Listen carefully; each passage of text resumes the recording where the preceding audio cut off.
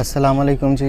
तो हाज़िर हैं कंपैरेटिव स्टडी की एक और वीडियो के साथ। आज की वीडियो का हमारा टॉपिक है हज़रत मुख्तार सकफ़ी के बारे में, जिन्होंने करबला के बाद जो कातिलीन हुसैन थे उनको कत्ल किया था। तो इस पे मैंने 4-5 स्कॉलर की वीडियोस को इकट्ठा किया है। तो शुरू करते हैं मौलाना इलियास कादरी साहब से। छोटा सा क्लिप है उनका, लेकिन उसमें मौक़िफ़ उनका आ गया है। तो स्टार्ट करते हैं उनके क्लिप से। मुख्तार सकफ़ी तो काफिर था, लेकिन इसने यजीदियों से इमाम हुसैन रज़ी अल्लाह तआला अन्हु का बदला क्यों लिया? ये उस वक्त तो इसका कुफ्र जाहिर थोड़ी था। उस वक्त इसने जो कुछ किया, बाद में इसको ये खब्त सवार हुआ, भूत सवार हुआ और इसने नबूवत का दावा कर दिया। अब नबूवत का दावा किया तो मुर्तद हुआ, जब तक नहीं किया था मुसलमान था।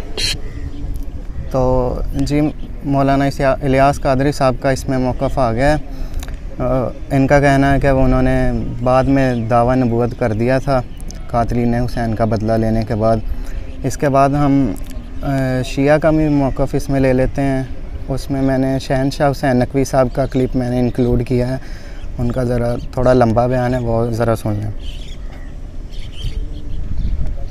हज़रत मुख्तार पर भी क़ील व क़ाल हैं, अहादीस के अंदर मुख्तलिफ अंदाज से रहनुमाई है, जिसकी बुनियाद पर उलमा के अंदर भी हज़रत मुख्तार के बारे में दो राय हैं। हज़रत मुख्तार की मजम्मत के बारे में भी अहादीस हैं, हज़रत मुख्तार की तारीफ़ के बारे में भी अहादीस हैं। इसीलिए उलमा किराम के दरमियान भी, बुजुर्गों के दरमियान भी हज़रत मुख्तार के लिए दो तरह की राय हैं। मुख्तार का रवैया कुछ इस अंदाज का था, तरीक़े कुछ इस अंदाज के थे कि मुख्तार पर इल्ज़ाम लगने थे, मुख्तार के ऊपर इल्ज़ामात लगने थे, वो तरीक़ा कुछ उनका ऐसा था। बाज़ औक़ात वो इस अंदाज से बात करते थे कि लगता था ये दावा करने जा रहे हैं महदवियत का, ये कुछ कहेंगे कि मैं नबी हूँ। अपने कामों के अंदर क्योंकि उनके पास हिकमत भला की थी, सियासत भला की थी उनके पास, मेरा मौजू नहीं है, लेकिन उनके उस रवैये से बाज़ लोग, उनके उन जुमलों से बाज़ लोगों ने ये लिखा है कि मुख्तार दावा कर रहे थे ये नबूवत का। मुख्तार का ये जुमले का क्या मतलब है? ये मुख्तार ने महदवियत का दावा किया था। तो इस वजह से उनके बारे में मजम्मत के पैगामात भी हैं। और मुख्तार की मैनेजमेंट और सियासत थी कि मुख्तार ने तकरीबन कोई 24 या 25 की तादाद है जो बड़े नामवर कातिल थे करबला के, उनको मुख्तार ने मारा है। इमाम की तरफ से एक नामा भी लिख लिया, तो लोगों ने कहा तुम्हारी बैत नहीं करेंगे, इमाम सज्जाद का तुम्हारे पास कोई ताइद है? तो इमाम की तरफ से उन्होंने खत लिख लिया। वो जो मुख्तार की मजम्मत में बातें आई हैं उनका एक जलवा देख लीजिए आप। जो आइम्मा ने मुख्तार के खिलाफ भी बात की है या रिवायात में मुख्तार के खिलाफ भी बातें हैं, उनका एक जलवा देख लीजिए। मुख्तार ने इमाम सज्जाद की तरफ से जाली खत लिख लिया और ले जाके उस मजमे में पढ़ के सुना दिया कि जी ये खत है। जब उसकी तस्दीक की गई तो इमाम ने पूछा उन लोगों से कि उसमें क्या लिखा हुआ है? उन्होंने कहा जी ये लिखा हुआ है। हज़रत ने फरमाया कि ये गलत तो नहीं लिखा हुआ। इमाम ने उस खत की मुखालफत नहीं की, जबकि वो इमाम ने नहीं लिखा था। कहा ये गलत तो नहीं लिखा हुआ, ये नहीं कहा मैंने नहीं लिखा है। तो मुख्तार बहरहाल ऐसे आदमी तो थे। ये शहनशाह हुसैन नकवी साहब का इसमें आ गया मौक़िफ़। उनका कहना है कि वो सियासी लिहाज से इस तरह की शख्सियत थे कि उनकी बातों से लगता था कि उन्होंने दावा नबूवत कर लिया, लेकिन उनका बात करने का अंदाज़ ही कुछ ऐसा था। इसके बाद मैंने मौलाना इसहाक़ मदनी साहब को इंक्लूड किया है, उनका ज़रा बयान सुन लेते हैं।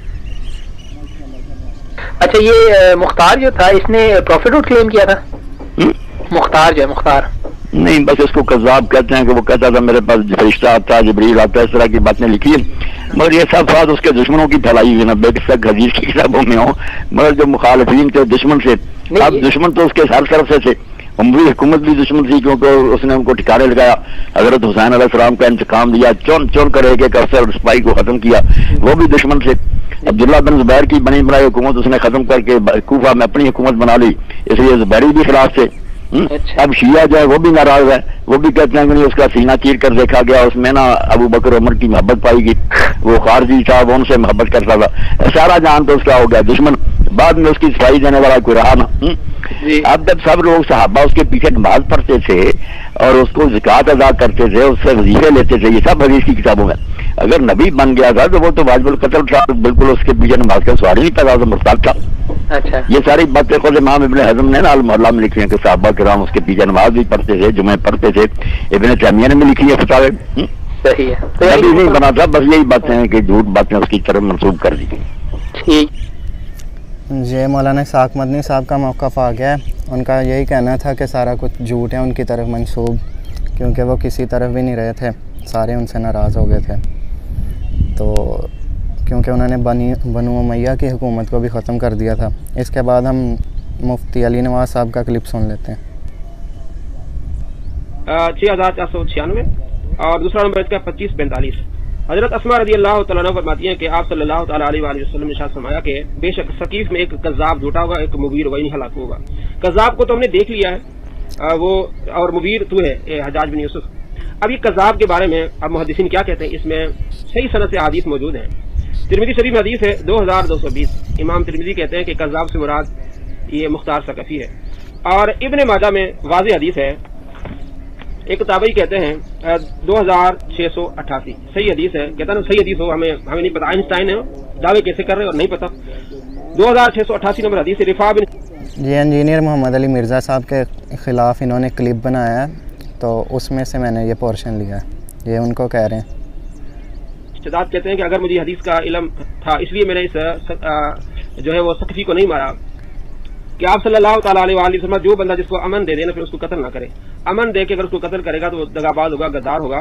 तो मेरे पास ये सकफी आया, मुख्तार सकफी आया, उसने अजीब अजीब बातें की और मुझे मालूम हुआ कि ये झूठा है। ये कहता था कि मुझ पर वही नाजिल होती है और आप सल्लल्लाहु तआला अलैहि वसल्लम के बाद इसने नबूवत का दावा किया था, वही नाजिल आती, जिब्रील आता है। तो ये कहते हैं रिफा बिन शिदाद कि अगर मुझे ये हदीस का इल्म न होता ना, जो मैंने अमर बिन हमद से सुनी है कि आप सल्लल्लाहु तआला अलैहि वसल्लम ने इरशाद फरमाया कि जो बंदा जिसको अमन दे दे, किसी के पास आ जाए तो उसको कत्ल न करेगा, उसको कत्ल कर देगा तो वो दगाबाज होगा, गद्दार होगा। अगर ये हदीस मैंने ना सुनी होती तो मैं इसको कत्ल कर देता, मैं इसके 2 टुकड़े कर देता। ये सही हदीस है, तो क्यों इसके टुकड़े किए जा? यही बात उन्होंने शहनशाह हुसैन नकवी साहब ने की है कि ये बातें कुछ इस अंदाज से करते थे कि लोग समझते थे कि दावा नबूवत करने जा रहे हैं, लेकिन इस बात में कोई सच्चाई नहीं है। और आखिर पे अब इंजीनियर मोहम्मद अली मिर्ज़ा साहब का इसमें मैंने इंक्लूड किया है क्लिप, वो ज़रा सुन लेते हैं। पहले सुनो, पहले तशय्युअ दोनों मानते हैं, अब मुताखिरीन थोड़े नरम हो गए हैं शिया। पुराने तो वो भी कज़ाब कहते हैं, वो भी उस सिस्टम का हिस्सा बन गए थे ना, क्योंकि ज़ाहिर मुख्तार सकफ़ी खुद सैयद नहीं था ना, मज़लूम आदमी था। आपको पता है ना ये कौन है मुख्तार सकफ़ी? अब्दुल्ला बिन उमर का ना, अब्दुल्ला बिन उमर इनके दमाद नहीं बहनोई है, ठीक है।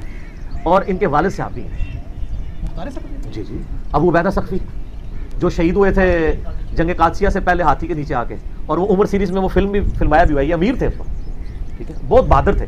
ये गुस्ले शहादत करके घर से निकला करते थे, अल्लाह ने उनको शहादत की दर्जे तक पहुँचाया। अबू उबैदा सकफ़ी इनका बेटा था, मुख्तार बिन अबू उबैदा सकफ़ी।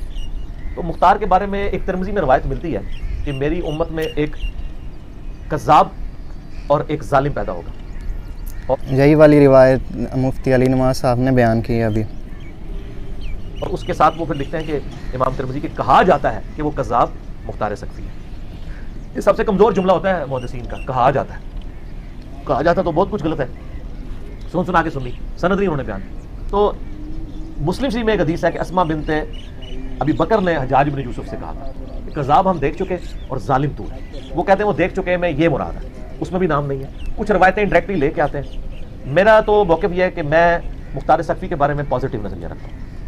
उसकी वजह यह है कि मुख्तार सकफ़ी के मानने वालों के पीछे सुन कुबरा अल बैहक़ी में आता है कि अब्दुल्ला बिन उमर नमाज़ें पढ़ा करते थे। अगर उसने दावा नबूवत किया था तो उसके पीछे नमाज़ें भी पढ़ते थे। या आप साबित करें कि आखिरी उम्र में उन्होंने कर दिया था। और वो जिस तरह की एम्बिग्वियस रवायतें लेके आते हैं ना, उस तरह की रवायतें तो उससे बढ़ के सूफिया के यहाँ मिलते हैं, उनको तो कोई दावा नबूवत नहीं कहता। ये याद रखिएगा, मुख्तार सकफ़ी ने आले उमैया की बीजकुनी की थी। उसके हासदीन बहुत थे, इसलिए पूरी कोशिश की है उसके मुखालफीन ने गढ़ने की ऐसी बातें कि उनको बदनाम किया था।